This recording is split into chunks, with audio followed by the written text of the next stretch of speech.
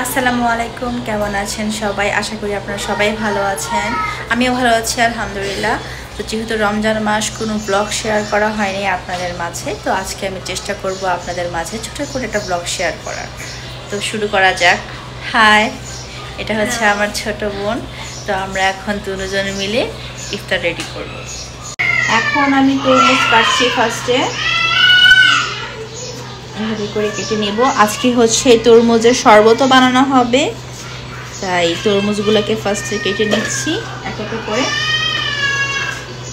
আর হবে লাচ্ছি, লাচ্ছি বানাবে হচ্ছে আজকে আমার ছোট বোন। মিলে ঝুলিয়ে করবো।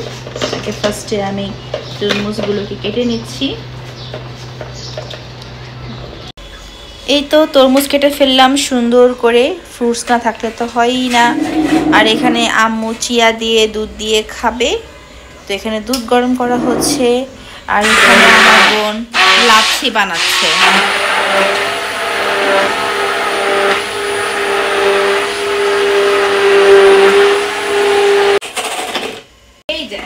এই রমজান মাসে আপনাদের কার কার লাচ্ছি পছন্দ? আমাদের খুব ভালোই লাগে রমজান মাসে লাচ্ছি খেতে।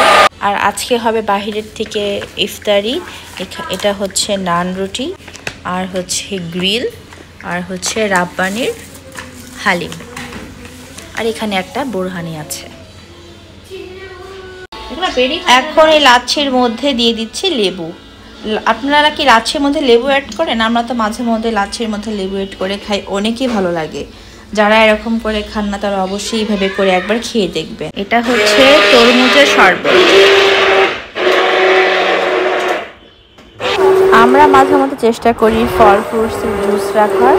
সবসময় তো লেবু শরবত খাওয়া হয়, বাট মাঝে মধ্যে এখানে লাচ্ছি অ্যাড করা হয়, ট্যাং, তারপর রুয়াবজার শরবত আর বিভিন্ন ধরনের ফলের শরবতও অ্যাড করা হয়, যেটা আমাদের স্বাস্থ্যের জন্য অনেক ভালো। সারাদিন রোজা রেখে এরকম একটা ফলের জুস খেলে পুরা শরীর একদম কি বলবো তরতাজা হয়ে যায়। এখানে আপনাদেরকে দেখাচ্ছি, এখানে আছে নানান ধরনের খাবার, সব রেডি করে রেখেছি। আজকে কোনো ভাজা পোড়া নেই, এতদিন আমরা ভাজা পোড়া খেয়েছি, তাই চেষ্টা করেছি আজকে ভিন্ন রকমের ইফতার করতে। এখানে 2 পদের শরবত রয়েছে আর নানান ধরনের খাবার রয়েছে।